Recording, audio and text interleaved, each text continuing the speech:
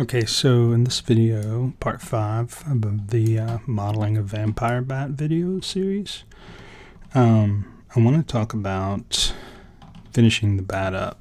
So what we have right now is a low poly rigged skinned bat. In the last video we talked about painting skin weights, getting the wings right. In this video we're going to cover sculpting details, painting texture maps, and hopefully get to putting some constraints on these rigs to make them easy, on the wings to make them easier to animate and do a flying, either flying poses or flying kind of sequence or cycle. So what we have is this vampire bat we've modeled to some detail. It's low poly. He's actual size, so he's pretty small. Well, I won't say actual size. He may be bigger than an actual vampire bat, but pretty small from the point of view of Blender, which introduces issues. So if you go to sculpting, you can see how small he starts out. And when you zoom in, you kind of run out of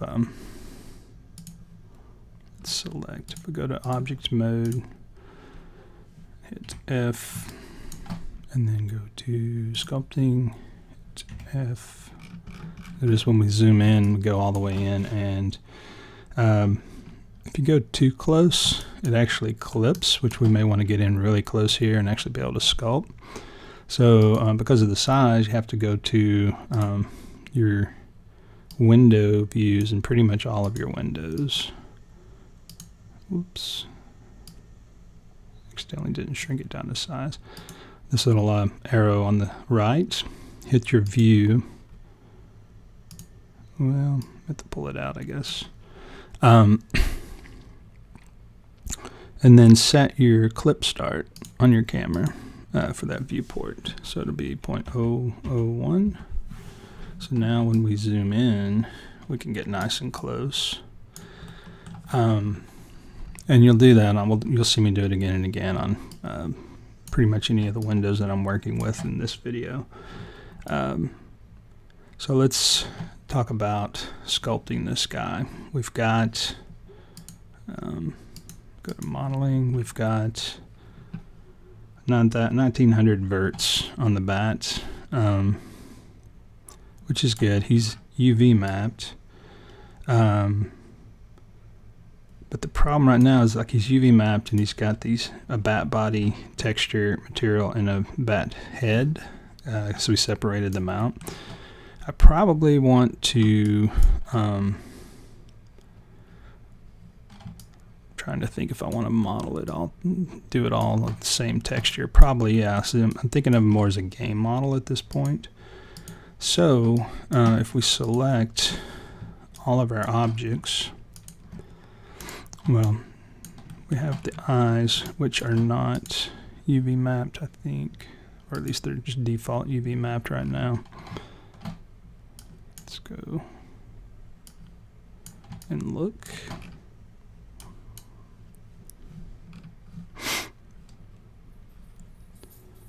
In edit mode, yeah, so the default UV mapping on the eyes, which is probably fine. So what I'll do is I'll take those and position them once I get the actual UV mapping for the rest of this setup.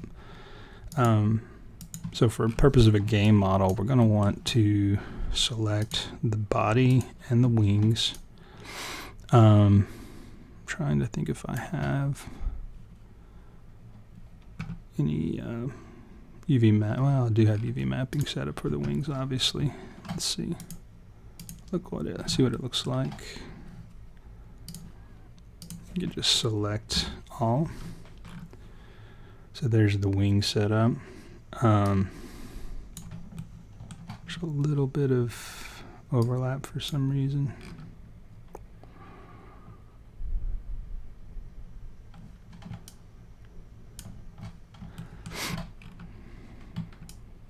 Yeah, so I've got the UVs from the previous video set up. It's been a while since I've worked on this, so I'm a little trying to catch up in terms of what I've done. So it's sort of set up okay. Doesn't really matter so much, for some of this stuff is hidden. But the bigger issue is we want to get this either into one UV map or two. I'm going to go for a single one just for to see where we end up on the texture size and count. I think I can do it since the bat's so small. So what we'll do is we'll select both of these objects and then go to Edit. Now with both of them selected, let's just select that, hit bracket on the keyboard. Let me turn on my screencast keys so you can keep up.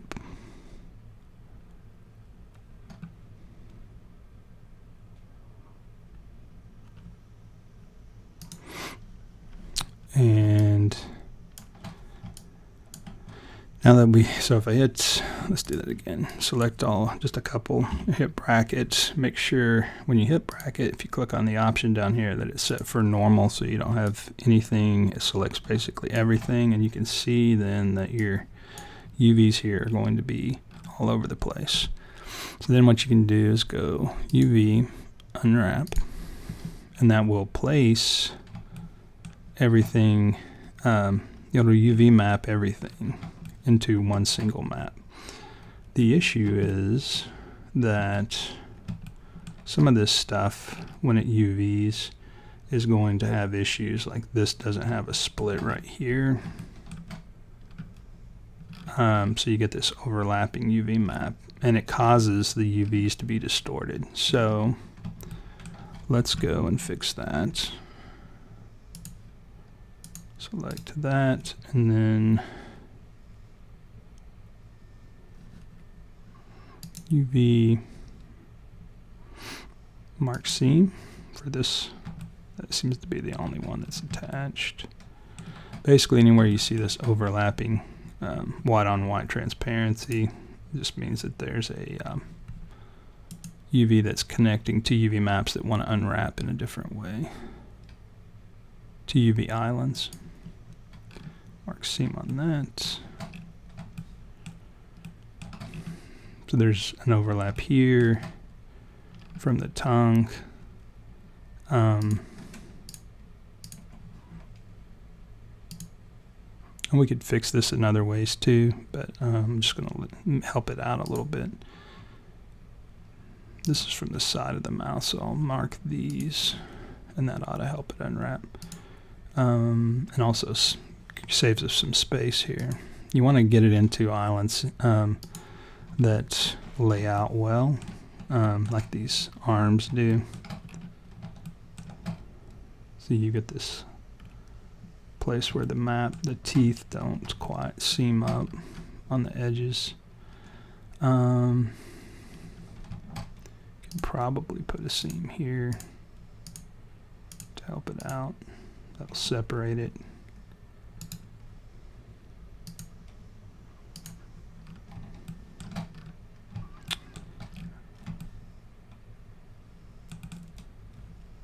And these are like teeth edges here. This one just to help. Seam. So basically you kind of just go through, see if we've got issues on these. I'm not even sure what this is, but we can probably fix it by marking a seam there so that these separates. Same thing here. I think this might be the feet or the hands. Mark seam.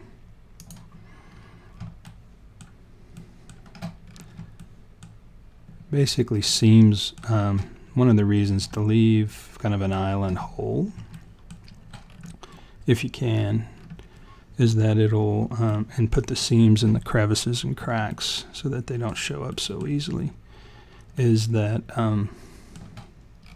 it will help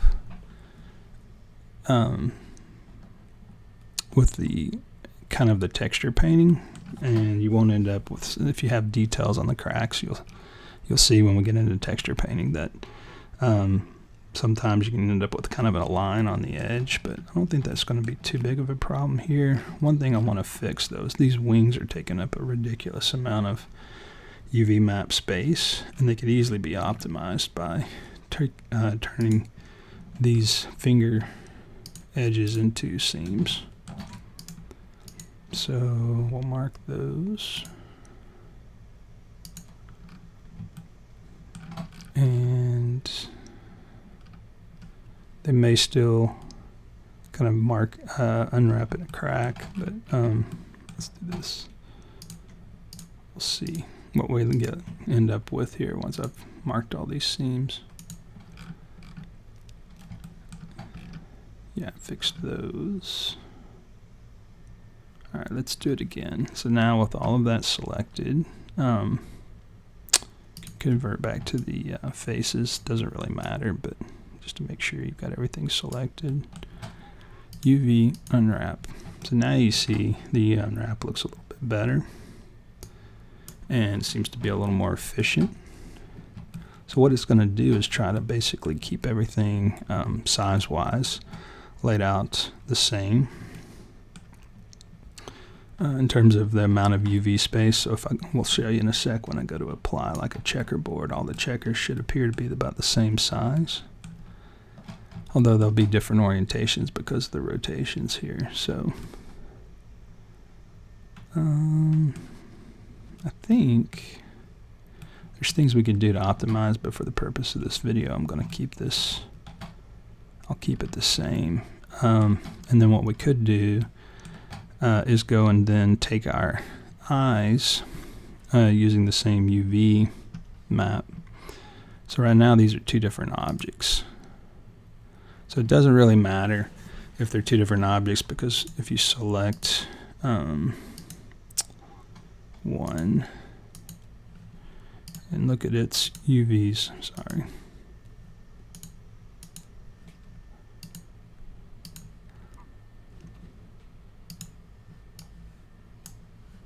You'll see where it just lays out on the map. In the end, we're just going to bake all of this to a single texture map, so it doesn't matter that it's separate objects.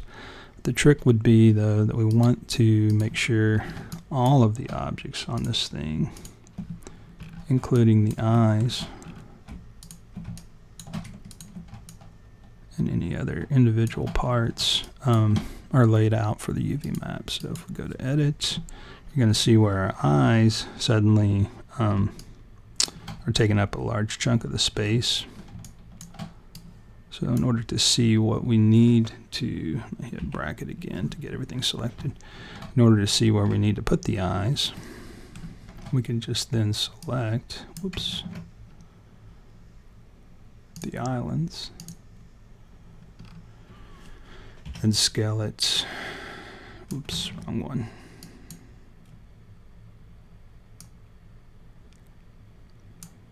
We'll move it off here, same thing.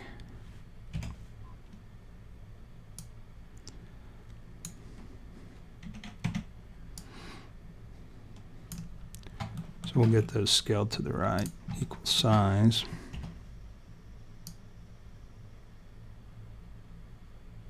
Or about the same. And then put them in place.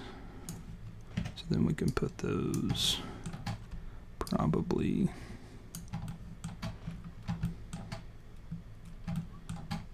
here and here.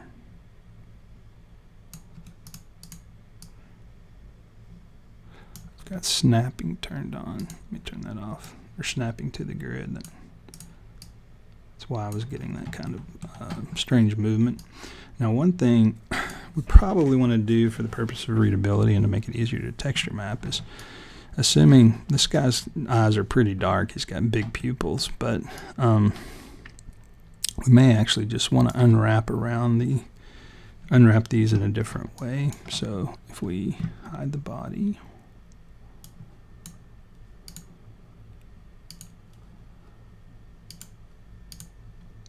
wings and body.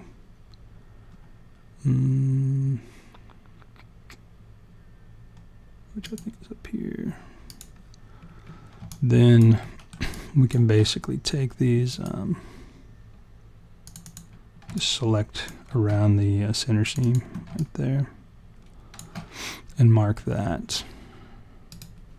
Just right click and mark seam.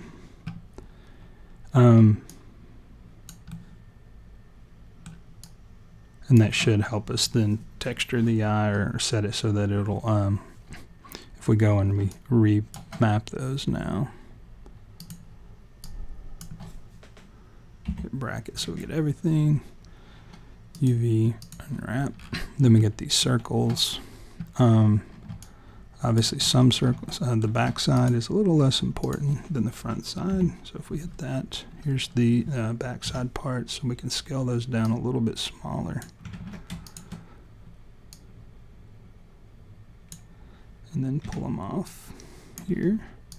And then these front side can be larger, since that's the part that's really going to be visible. And they should blend up okay.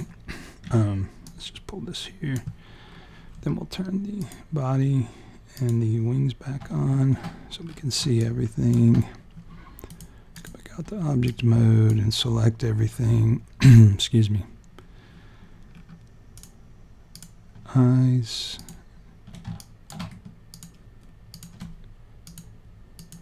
There we go.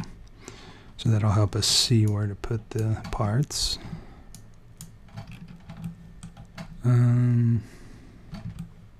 I'm also trying to figure out how big to make the eyes.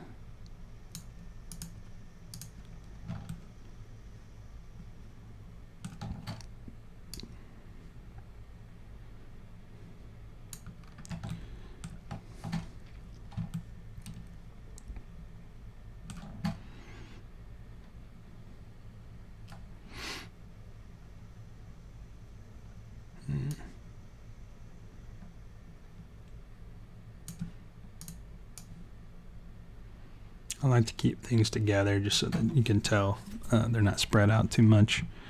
And then if we select the back side of the eyes, we can put that into position 2. Like I said, these don't need to be as big. Select everything.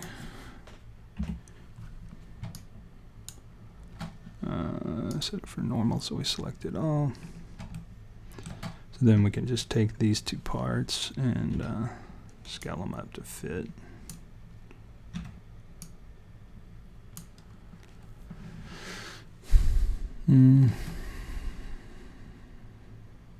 That'll work.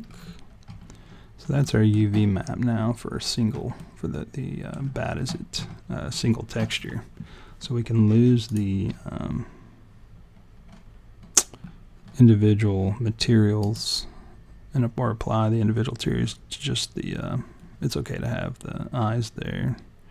It'll use the same texture, but the wing and the body in particular can lose the head material, so we just still leaves that. There's our bat body. So now it'll have one texture for that, and the wings will have their own texture. So really we can just change that to bat body also, and the eyes to bat body. That way we can bake everything.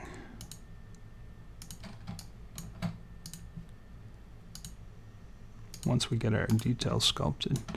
So just to show you how that'll map out with a checker, we go to shading. Here's our bat body. Add search checker texture. And we'll just take that into the color just to show you.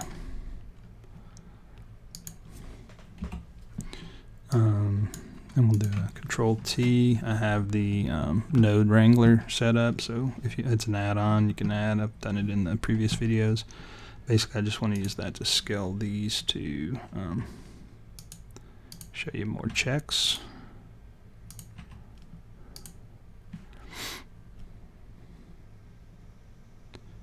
And do it based on UV instead of generated. There we go.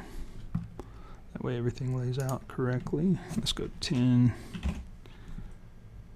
I'm just doing this to illustrate that when we did the unwrap, all of the UVs take on the same size.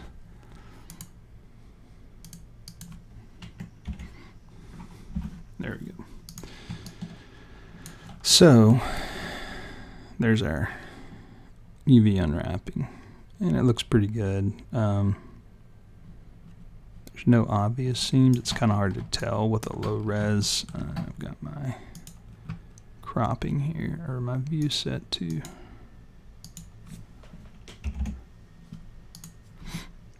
it's kind of hard to tell at this detail. If we had like 100 or go 50, then you can start to sort of see where you get seams like here. But again, once we paint this texture, it's not going to matter too much. So let's do that. Let's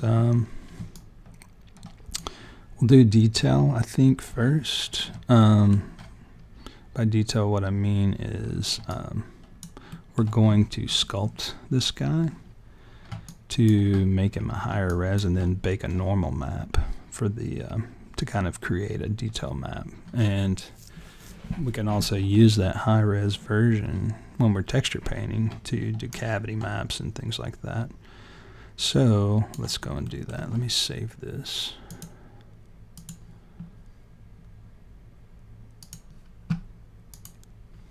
Okay, in order to sculpt,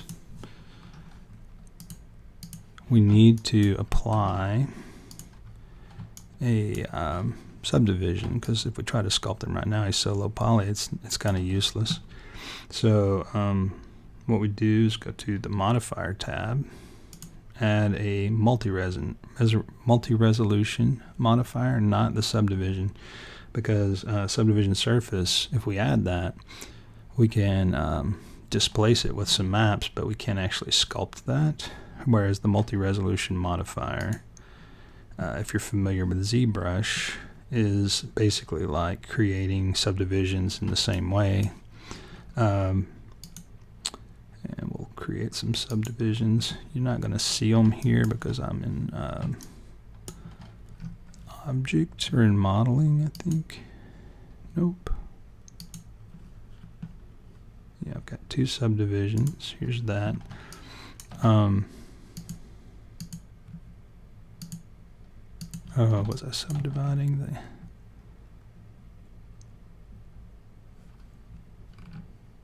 I wanted the body. Yep, I did. It was the eye that I put that on. There, get rid of that.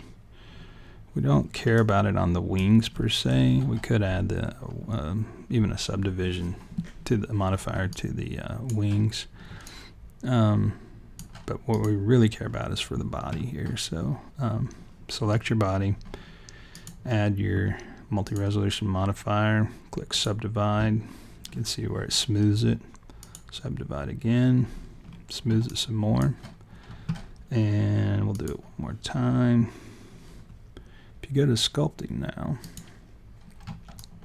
there's all of our subdivisions right there. And what that does is it lets you sculpt and add details. So we could even go one more, really subdivide like crazy. And what that'll let us do then is add like fine wrinkles and these little knobs around the eye that he seems to have.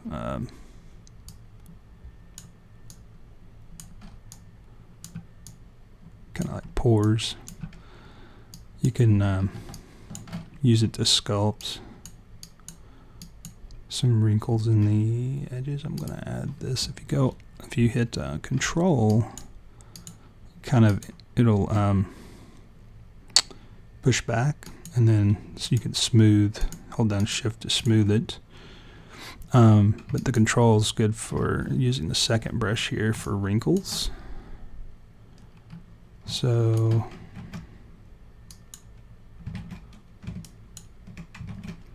kind of have to get the size right. I'm also way too high on the strength. There we go. So what you can do then is just to add wrinkles, hold down Control, push and pull, and create your creases that way.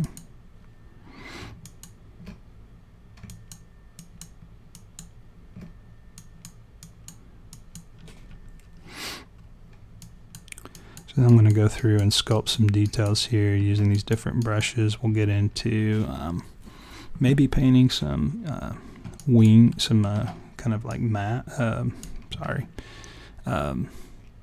veins. And then we'll go and paint our, or create our UV map and then texture maps and stuff from that.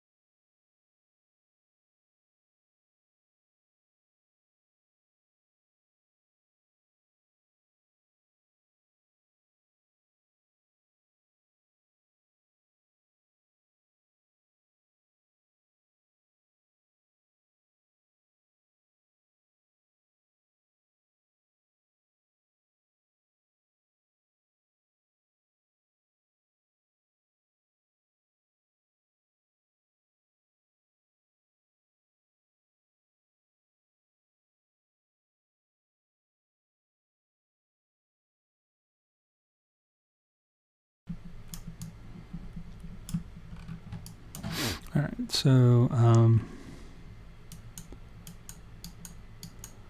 if this is our map and it's done,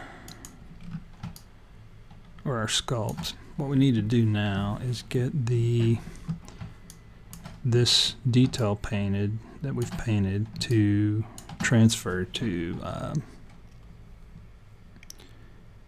the lower res mesh. So if we go to our modifier and we just res down,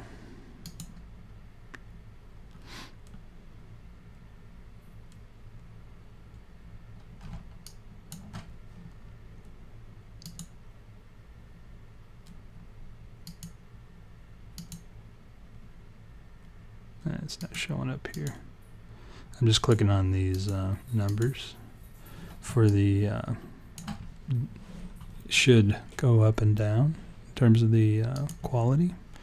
So now if we go to modeling, we're in edit mode. Here's our sculpt, and if we change our preview, it'll take it down each notch. Now the problem is that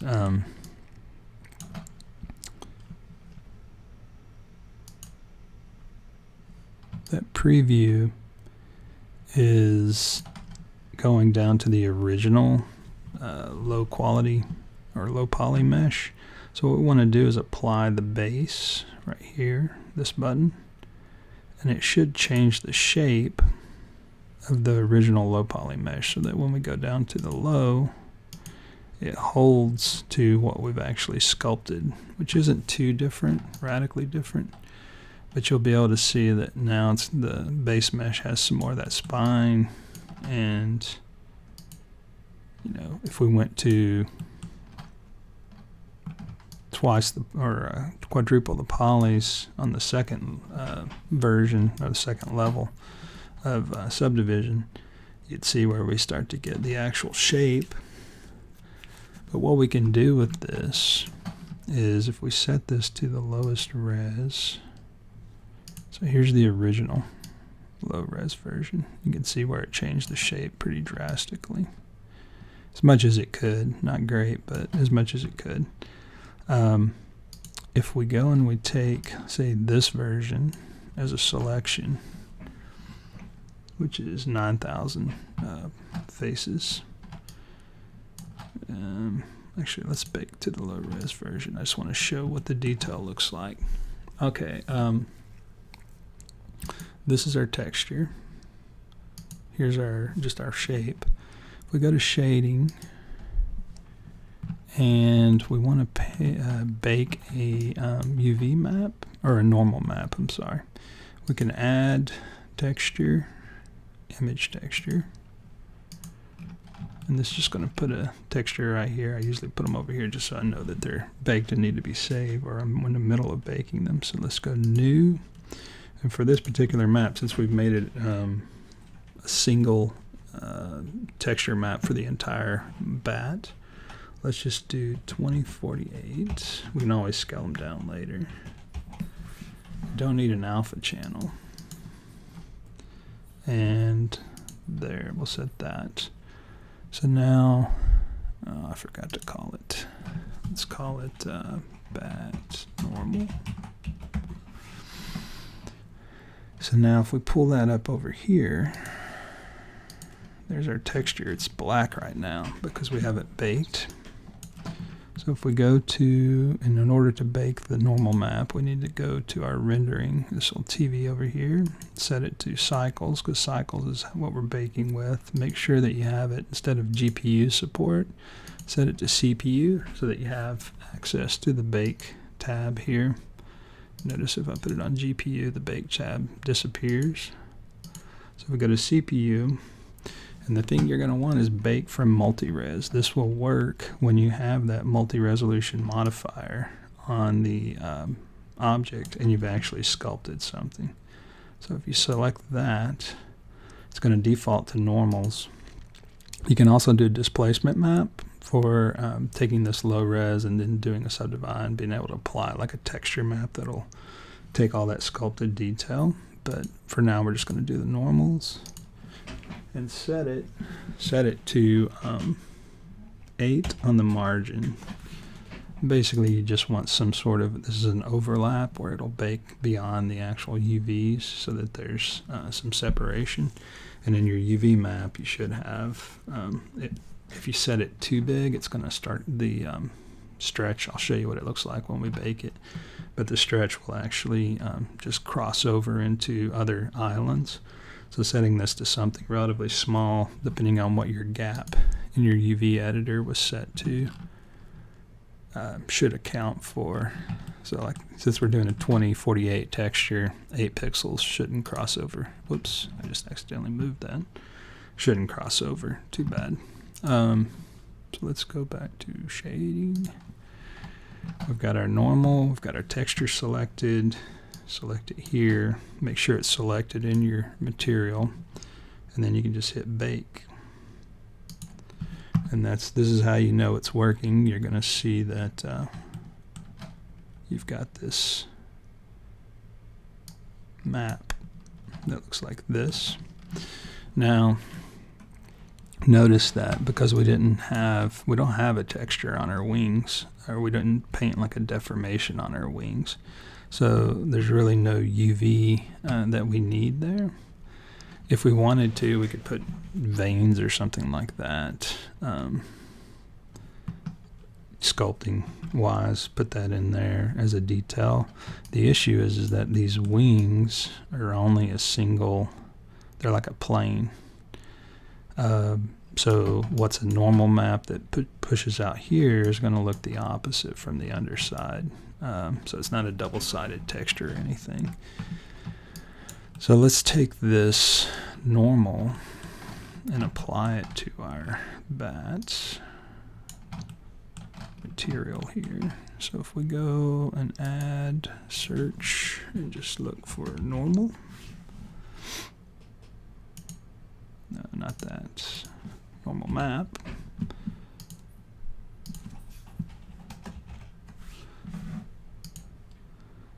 There's our normal map, and we can apply the color and then take the normal into the normal. And now you should see, it's hard to tell because we've got this checkered texture, which we can disconnect, that our normal is almost there. The issue is we need to make sure that this gets set to non-color. But in order to do that, we have to actually save the texture. If you look under the hamburger menu here, this image has a star next to it.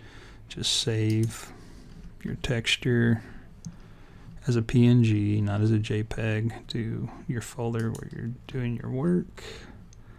Once you do that, you can select this and set it to non-color.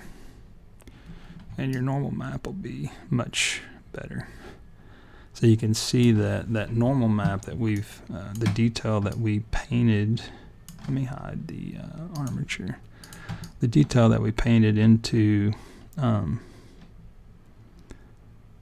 the sculpt is now kind of transferred in terms of map and shape to our low poly version using this normal map. Now, one of the things that's going to happen when you have these normal maps, if you look, you're going to get some really sharp edges like this that are going to cause some issues depending on how bad they are. I don't really see too many issues here.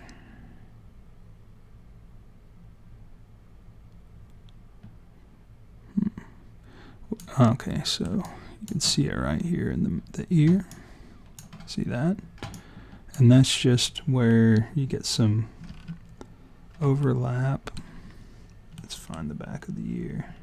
It just means something's crossed over and created some of this sharpness. All you have to do to fix that is smudge it out. So with this normal map connected right here, you can literally go into texture paint and zoom in, and we got to select our view.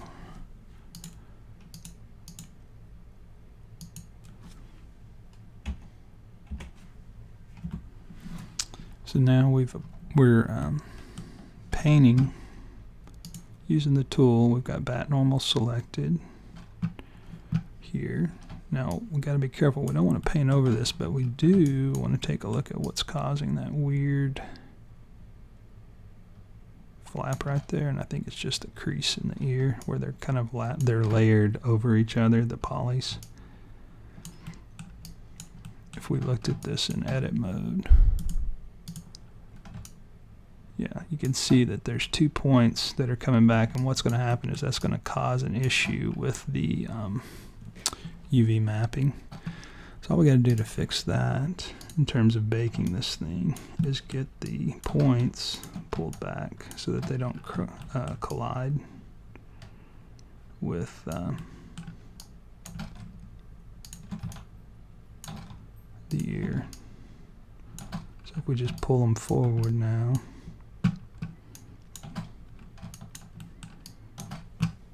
W.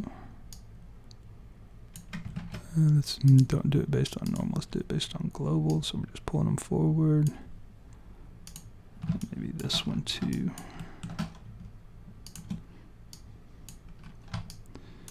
That will fix that much. We'll just have to bake it again. Looking to see if there's anywhere else with problems. Didn't look like it. So nose. Nope. Got some eyes poking through right there. So you can select those 2 points and those 2 and just pull them forward. Didn't really affect it because they were separate, but that way they won't show through in the mouth. Alright, so with that, now we can go back to our shading. And we'll just bake that map again. I'm just going to disconnect it here. And I'm going to disconnect the normal from here. And with that selected, the texture, we can go back to bake. I'm on bat normal. Selected that. I've got to select the object because I want to bake that. In fact, let's go ahead just for grins because we may want the wings baked later. We'll select both since they're both using the same material, and we'll bake it with them both selected. See what happens. Bake. Data requires multi-resolution object. Oh, I don't have a multi-resolution object on the wing. I could put one on there. Sure, why not?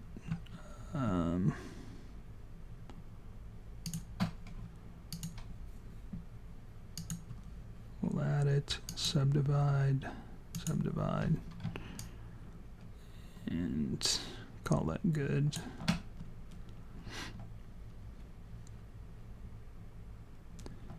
And then select our material, go back to baking, make sure we have both the bat and the wing selected, and bake. So now it's going to bake.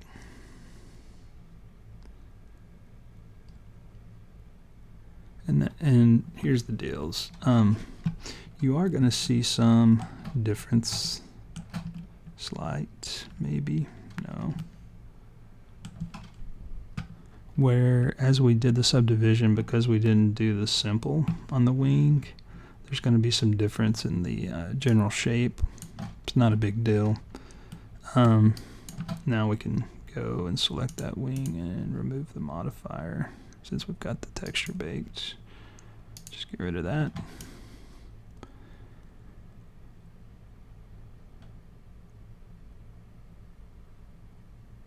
I do notice that or multi-res. Oh, when I reapplied, this changed the wing tip. It's good to know. We can go and fix that too. We'll just need to rearrange that.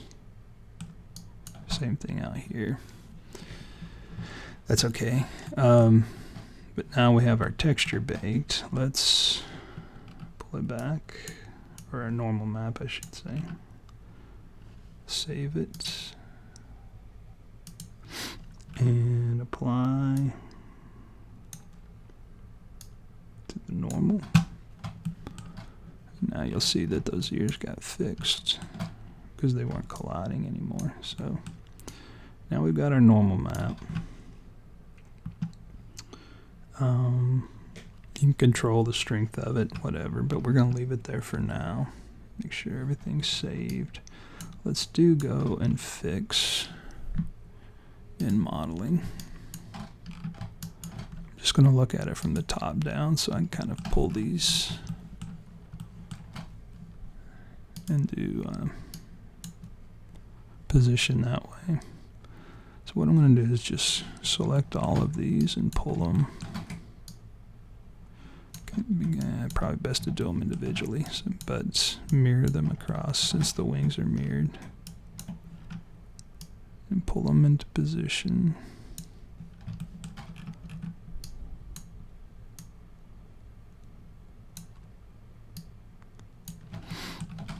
Doesn't matter if they line up completely.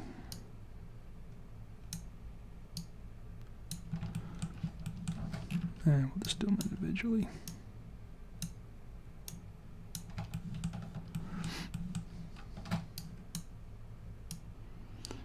I'm also going to have to go and line these up, obviously on the z-axis later, to make sure that they're not pointing off of the wing, because it does have a bit of a curve in it. Let me make sure this one too.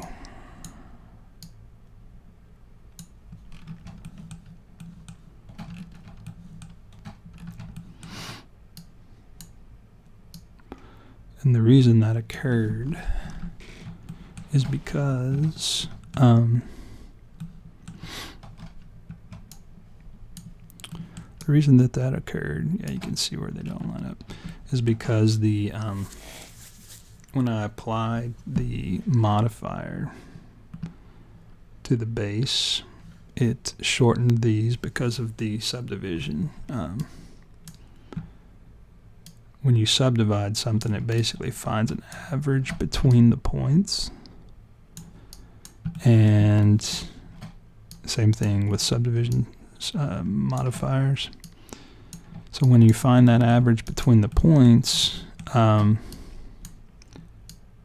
it's like you see it when it smooths out. Everything kind of condenses. It takes the, like if points are extreme, it just sort of shifts them slightly. And these, because there's a lot of more points up here, it's going to shift those points in towards the tips or away from the tips. And that's what happened. So we just go and reposition.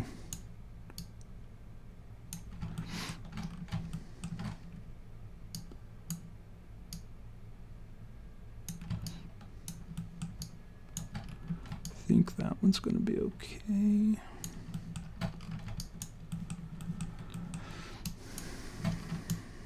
Yeah. All right, so turn off X-ray and see how that looks. It's pretty good. You could probably pin those, like mask them before you apply. If that's possible, I'm not even sure, but fixing them is just that easy. Everything else should be okay.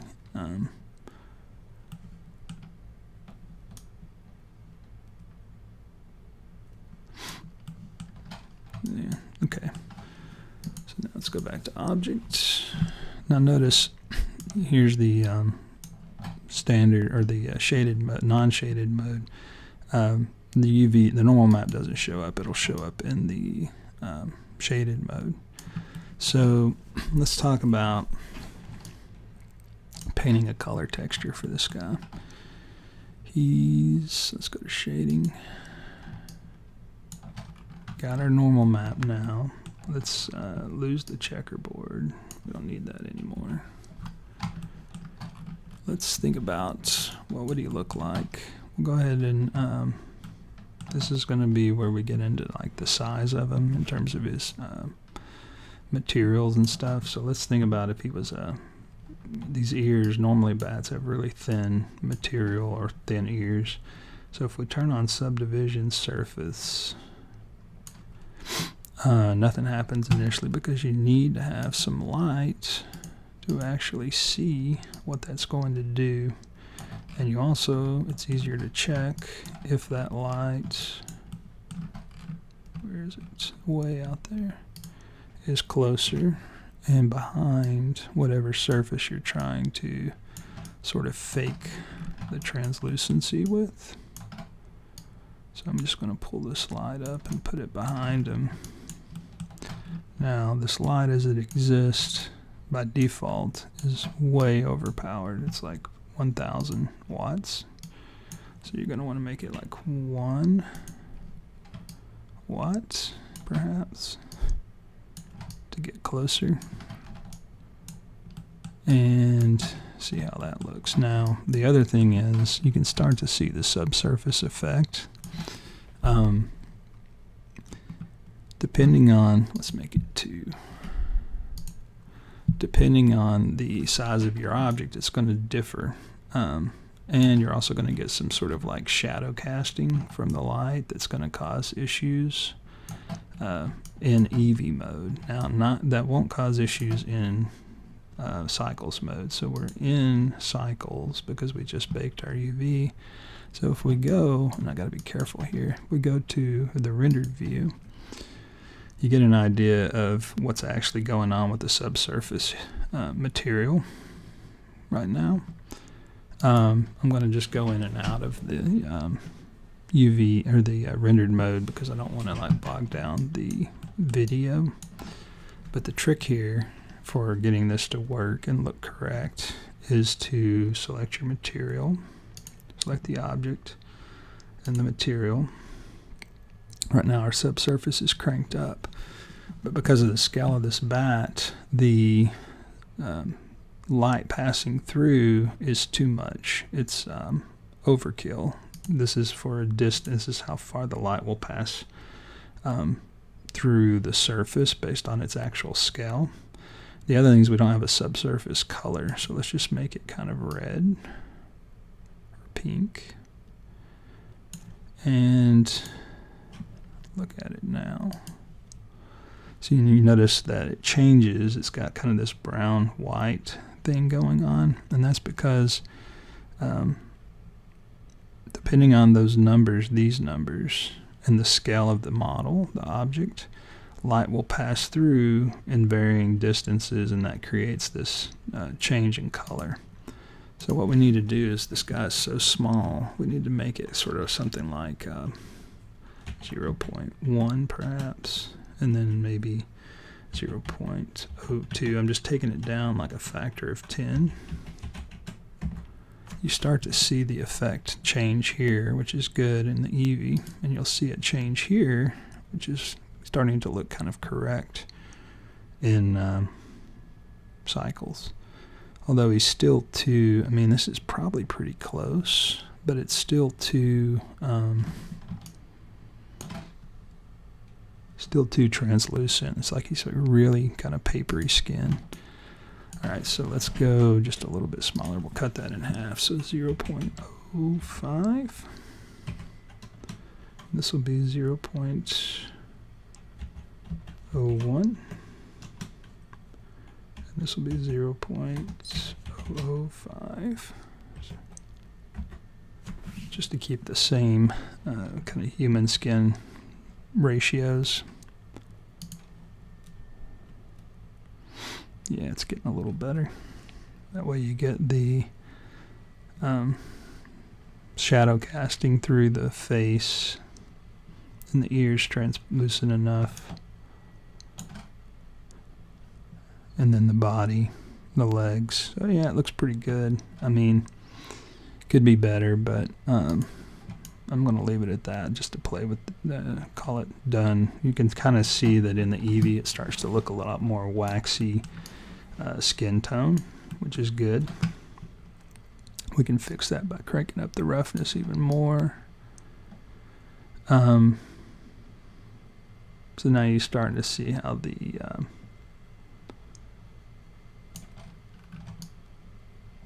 subsurface works.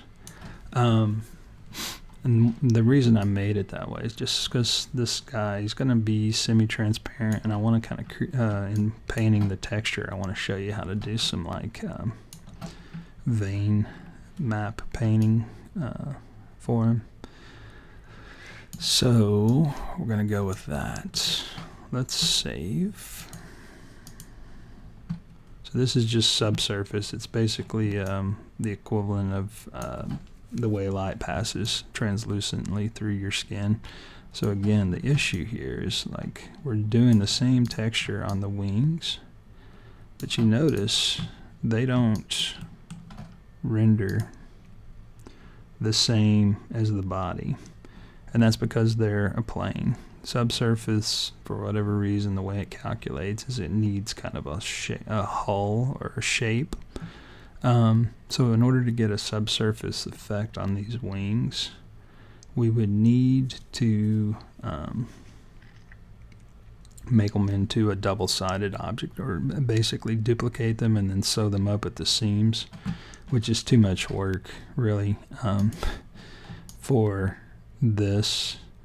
Because then we'll have to repaint the UV mats. We got to paint them equally across both sides, and there's just a lot of things that are problematic with that. So what you could do is you could write a shader to deal with that, make a double-sided shader, and probably figure out a way to get it to go translucent.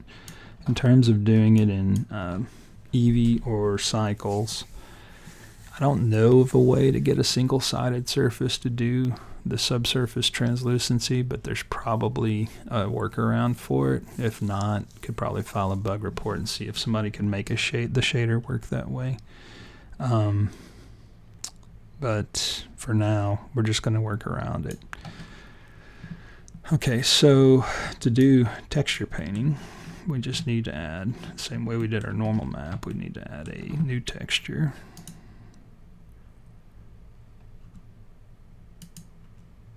And we will make it the same to 2048 size. We're going to call this bat color. Yep. And we don't need an alpha. So say OK. Go ahead and put that into the base color. So here's the trick now. If we put that into the base color, you'll see that bat color is black, but nothing changed on the material because we have subsurface turned on. If we turn off subsurface, you see the black map. What we want to do is probably fill that entire texture map, with some skin tone color as a starting place. So to get it just to show up, let's go to texture painting now, and we're painting on the map. Let's just select like a skin tone, and you can see we can just paint in the UV, or we can even just fill the entire thing. It's going to fill white though, so make sure you select the right color. It's also filling with a strength of 5, so if you want to fill it completely solid, there I just filled the color, the whole map, to get rid of the black here, because you can paint in the texture map as well. Now it's going to also fill the bat because they're using the same texture. So with that base color set, and maybe that's not the base color you want, maybe you want something a little more light white. Yeah. And then from there we can go and paint like pinks for the nose.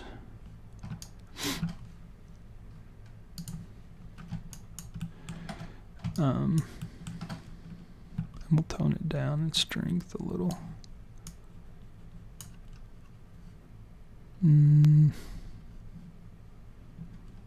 Oh, I'm selecting on the wings. I need to select the bat model. This guy. Go back to texture paints. So you can see where I can paint some trans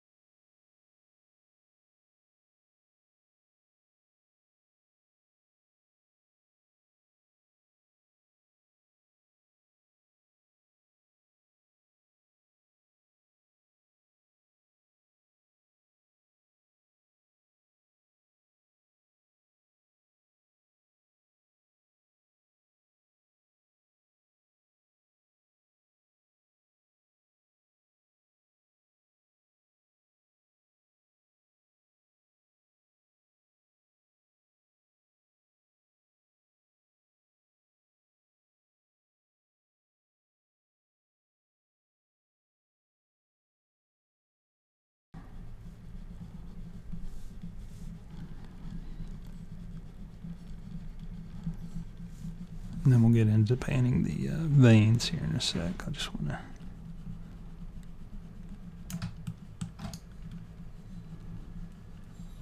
There we go. Alright. So let's call that the wings. Let's talk about painting these veins now. So the way you can do a vein map for this is using the... Let me make this bigger. Using the texture mask right here. So if we create a new one, or click here, if we just say new, and then go under, oops, I just made one, let's get rid of that. So we have two options here. What we want to do is import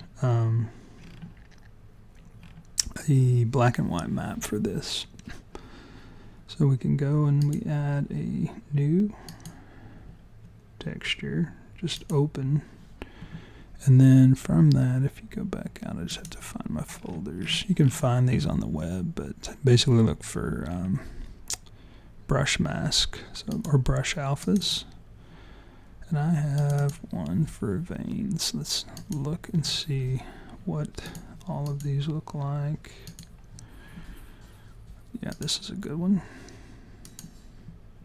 So this will be our mask for the veins. Go back to our brush. This is the tricky part here. So you don't want a texture, but you do, or you want a texture in the texture mask. You don't want it in the texture, because if you do that, it's going to just paint black. You don't want that, so you get rid of it there. Set it for the texture mask. Okay.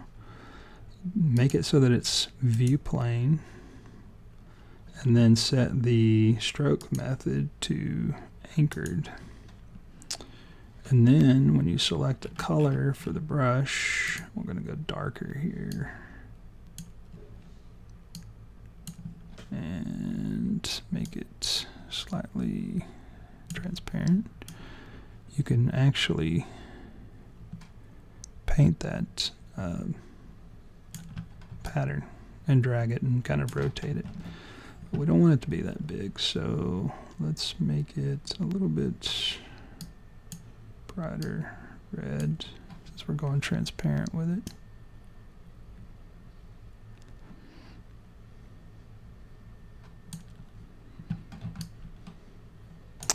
I don't know if I want that one. Let's go back and change this to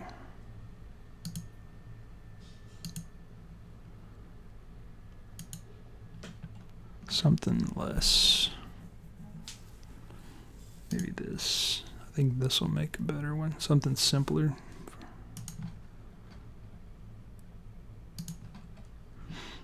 And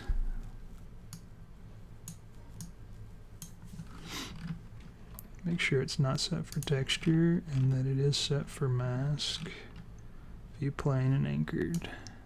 There we go.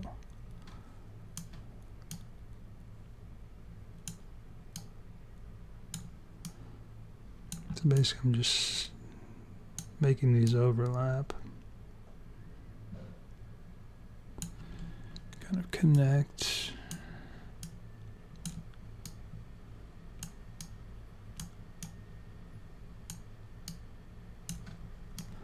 And we'll change the pattern out here in a minute too, so it's not so repetitive.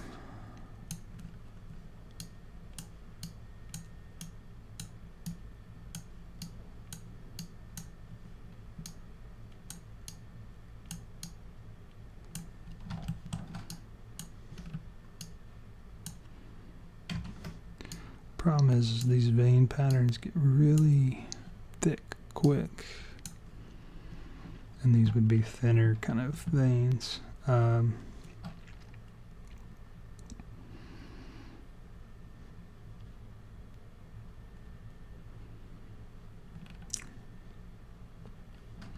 It's not easy to fix that though.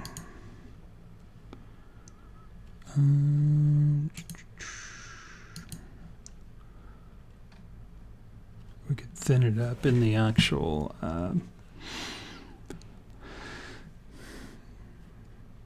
mask, but making this thinner, more hairline even, because these are all really thick. Let's use this one now. Go back to our brush. Make sure you turn off the texture part.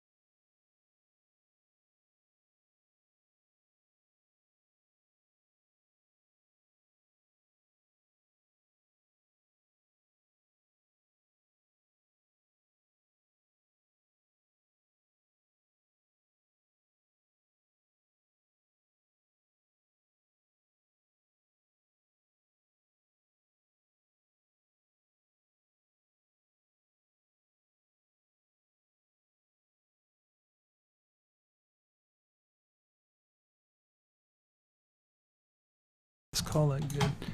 All right, so now let's say this is our texture map for shading. Let's go back to our shading now. We want to crank up our subsurface again. So again, this is what we had for our translucency, but because the subsurface overrides the color map, depending on how much subsurface there is, you actually need to run this color into the subsurface color, and then you get this pretty cool effect of translucency in the skin with this kind of veiny texture. Even to the point where if we render, the veins will show up in the light as dark objects coming through in the light. So that's kind of the effect that we're going for. Now you could go back, you could also paint some, we could paint fur, brown fur on here, and probably should. We could use this vein pattern pretty easily to do that, and actually may. But you could also do hair. So you could basically select a hair texture or a hair group, vertex group, and then apply a fur to him if you wanted to. But because he's what I want to make, he's kind of a low poly bat for a game. I'm wanting to kind of avoid that, so I may end up painting some fur texture on here instead. Let me go ahead and save. Never forget, save your images. If you try to quit, it'll tell you you've got some unsaved images, but let's save that. Same thing. And then save the bats. Okay, so one of the things you want to think about now is, okay, well, how can we make this more realistic?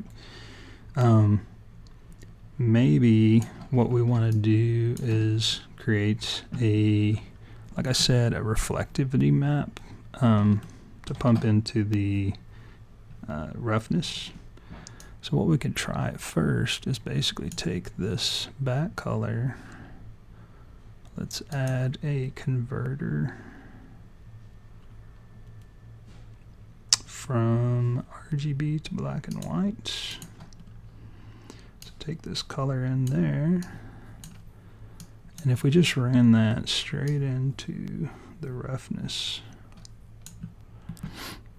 you're going to get an effect. It's actually not bad, where you see a difference in the reflectivity of the map itself, and you can see where the nose does get nice and kind of reflective. Let's look at this based on, there's the red. I'm just looking at it to see if I can pull something from the channels that's better. Kind of want to invert it, I think. The blue and the green are the same. The red is not much use. All right, so you could also separate that into channels and play around with which one you think is best. So just by converting it to black and white, that's one. But what we could also do is add a ramp, color ramp, to do an inversion here and play around with those values. So like taking the black and white input there, then if I play that up, I can make things like a lot a lot more reflective. You can see where the wings get really kind of reflective. And you can also invert it this way, so that now the skin is, the veins aren't, the eyes will be eventually.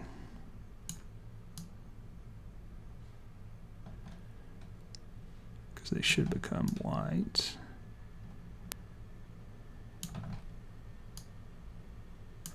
So what I'm playing around with here is how do I,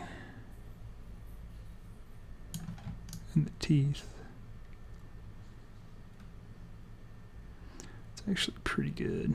It's kind of wet looking.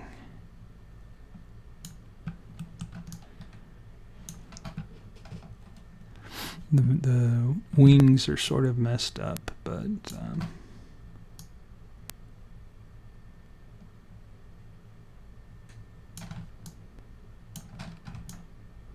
it's okay. It's not bad. Definitely helps with the UV map, pulling out the, I mean not the normal map, being able to see it right there across the back. That helps a lot. So that's just some ideas about how to play with your materials and pull more out with having to paint new maps. We could obviously paint new maps if we wanted. For this, we could create a new map and do exactly what we did and just paint reflection, or the kind of reflection that we want where we want it. But for now, I want to save. I want to show you the last part and call this done. Basically, I want to give you the idea of how to make this wing easier to animate. So if we go to, let's do the modeling object. Need to turn the armature back on, and I want to show how to set these bones up so that he animates in a kind of more natural way. Let's turn that on so we can see him. So we'll go to pose mode. Oops, select the bones. Go to pose mode. And the idea is, like with this guy, the way he flaps, you want to animate it sort of up and down, right? But his wings are going to kind of fan out, these fingers, because they're held in position by the wing leather, are going to kind of be controlled by this bone, and they're going to fan out equally. So what we can do is we can put some constraints on these bones that make it so that you can just animate this bone and this bone and this bone, and everything else just kind of works. So let's take first this bone, which is locked to this bone, and apply a constraint using the constraint tab over here in the properties tab or window. We're going to add a constraint, and we're going to copy the rotation from the armature, and then the bone is called, just select it, middle1.L. So if we go back to the bone that we're applying the constraint to, select middle one, dot L. Now it's going to lock it to that position automatically, but you can set it to local space here in the space and local space, and that will offset it now. So now that bone will rotate. When we rotate this one, we'll rotate that. So let's do the same thing. We're going to select this one, and then this. And this is a reverse order of what you normally have to do, but we want to copy those constraints. So we're going to go constraints, copy constraints to selected bones. Whoops. Opposite way, sorry. Do this first, then this one. Copy constraints to selected bones. Now, what's going to happen if I rotate this is it's 100% rotated, rotating with it. But if you go and you select this now, and then you change this influence, it'll only be like 50% influence, so that it will fan out nice and equal.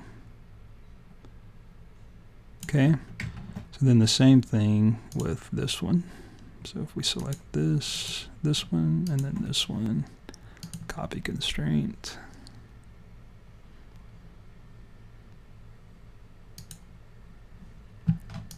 Sorry. This one, this one.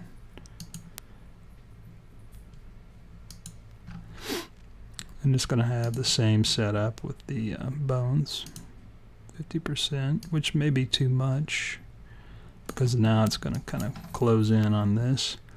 So what you can do to fix that is this bone actually is sort of partially influenced by the leg here as well, in terms of its tension from the leather.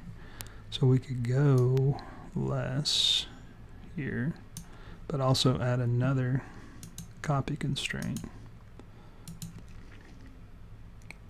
Copy rotation of, say, this bone right here. So it'll be armature, and then this bone's called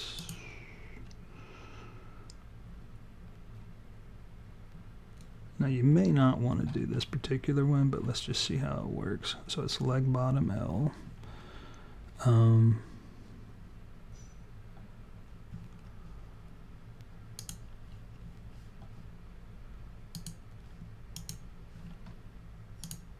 Leg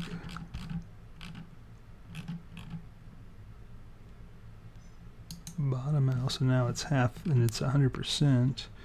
So you also want to be local, and it'll be somewhere just slightly modified. So then the idea is that when this rotates, it also rotates, but also when this rotates, it also rotates out.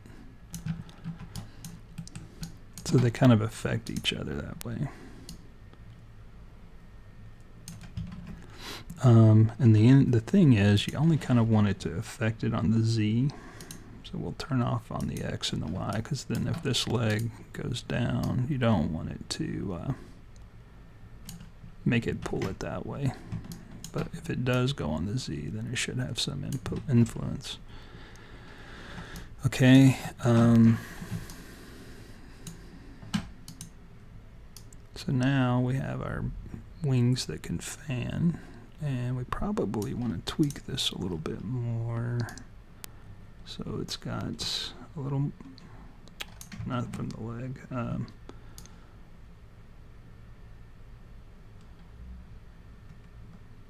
again, it may be that you want this to not take it from the X and Y. Same thing here, only on the Z. This one's locked, so it will take it all.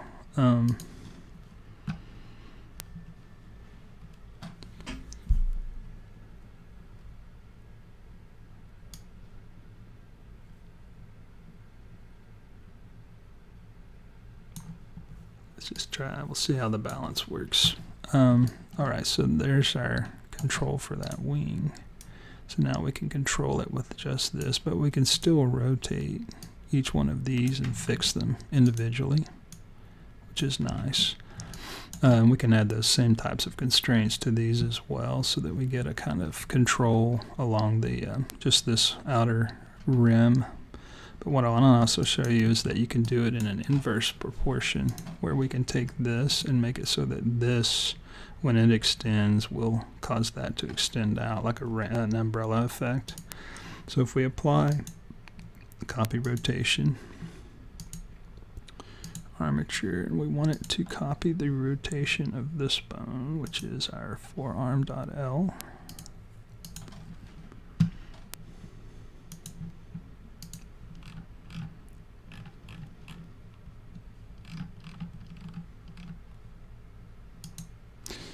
Now, the way it's set up, it will copy it. Whoops, it's also not local.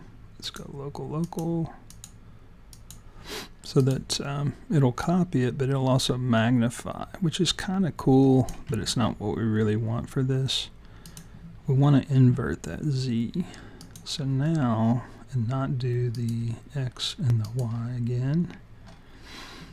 So now when this thing rotates, you see how it extends, and we can still, again, rotate. We can actually, but we need to make this, I think it's going to be additive.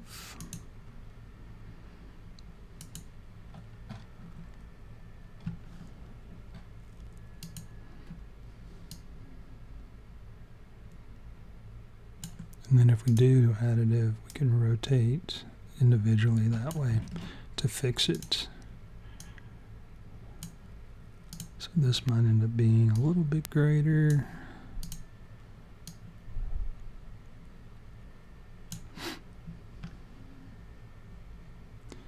With the idea that there's our pose, and then when we bring it in, we can close it up easier. But then we can do the same thing with this bone to this bone. So we'll just basically copy this, copy that,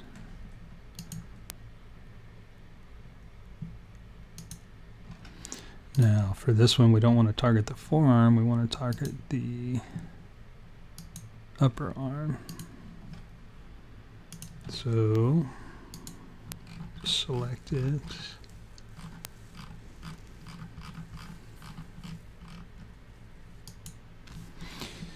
and then the idea, so yeah, it's on the Z.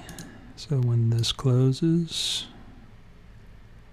you see how it's sort of, it's like the wing is helping to extend it. So then we can take that, this goes up. Depending on how we want to control this, these, then we can go and add a little more rotation in. Just gotta get to that one. Let me extend this out. Oops. Get this one.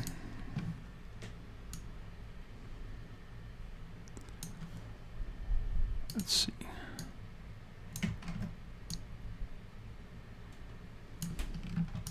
So you can see now we've got this just one arm, which is part of what we want to do with the bat flap. When his arm's extended out, everything else is going to extend out and fan. And when it's in, it's going to kind of do this. So when he flaps, the way you're going to do the bat wing, let me fix this, the entire, just pose, clear transform all. So this will extend everything out the way it was originally. So when he flaps, the way you want to animate this is go up on this point. So this would be like the height of his arm, okay? But when he's going to flap down, it's going to be extended out like that and go down to here. But when he's bringing his arm back up, he's not going to be bringing it up with the wing extended. He's going to bring it up with the wing in order to avoid air resistance. So if we were going to keyframe this, let's see how we can do this. We'd key it here, and we'd want to keyframe probably, yeah, all of these. So key, key, and key. There's our keyframe for this key. And this would be like extending down from here, so because his arm's extended out. So then the next key might be to here. Key again, key again, key again, and then down.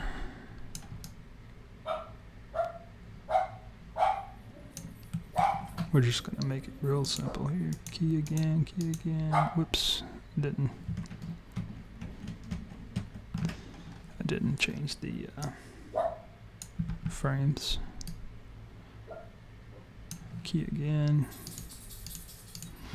All right, so then the next key is when he brings his arm back up, kind of halfway, like say here. It's not just going to be halfway, it's also going to be in with his arm extended like that. So then we'd key that. And then this, if we go back, let's go back to this key. And then select this bone. We'll key that as well. That way, so come to this keyframe here, we can actually key this one up too. He's going to bring his wing in like that. Key, key, key. And then going to the next frame, so he's going to be like bringing it up. And then he'll have it extended up here as it was from the first key. So we need to take this key, the first key here, this copy, so you can see what's going on here. Copy this key and paste. Let's back up,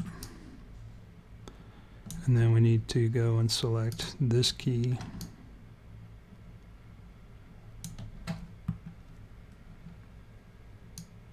from here, copy,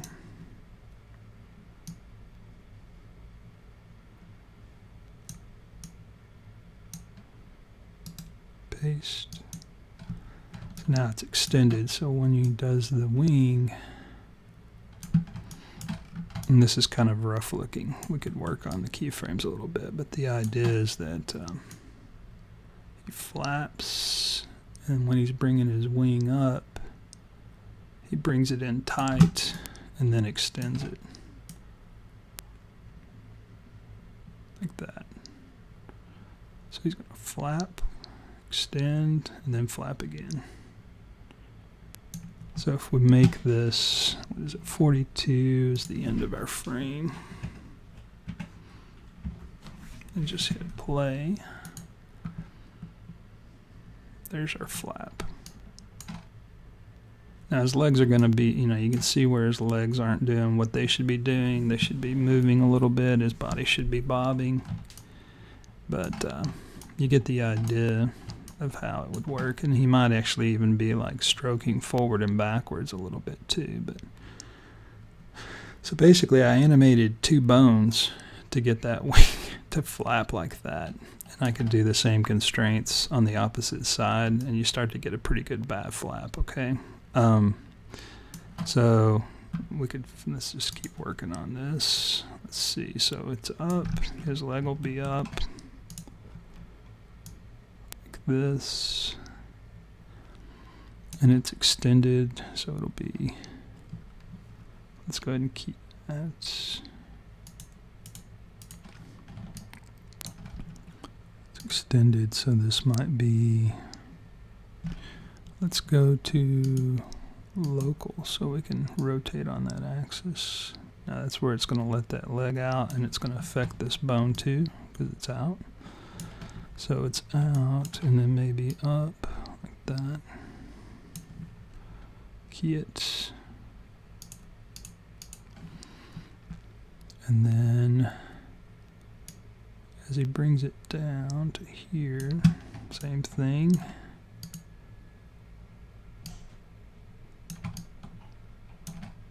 It's going to trail a little bit. Key that.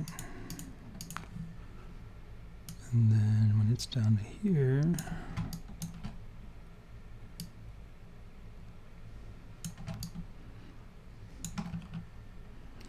maybe a little back.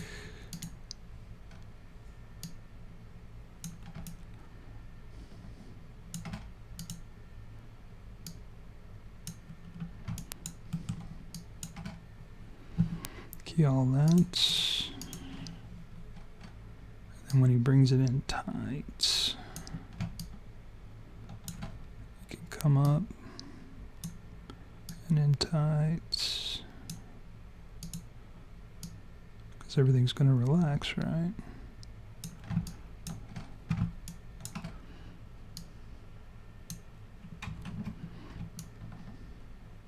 Let's see if that's right.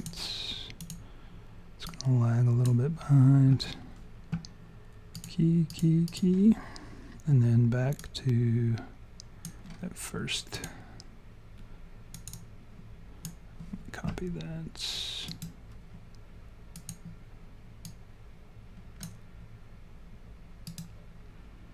Paste. All right, let's see how that looks.